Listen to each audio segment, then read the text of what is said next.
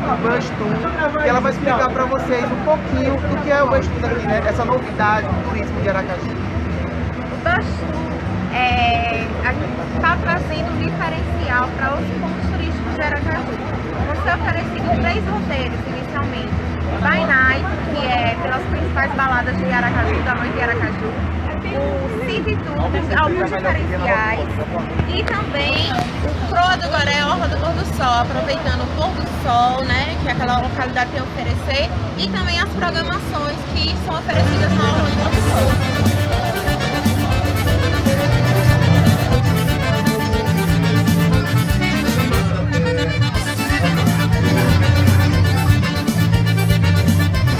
Parabéns por essa novidade em Aracaju. Aracaju estava precisando mesmo.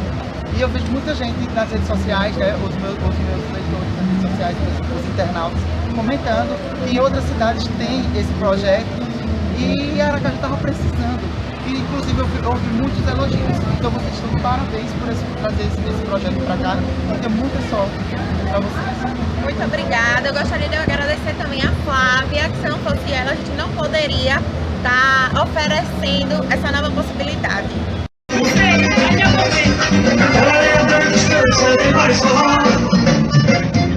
No arraial da Orla você não fica só. No sapato da cabeleira, no setor da vermelha, o olho certo bateria procurando por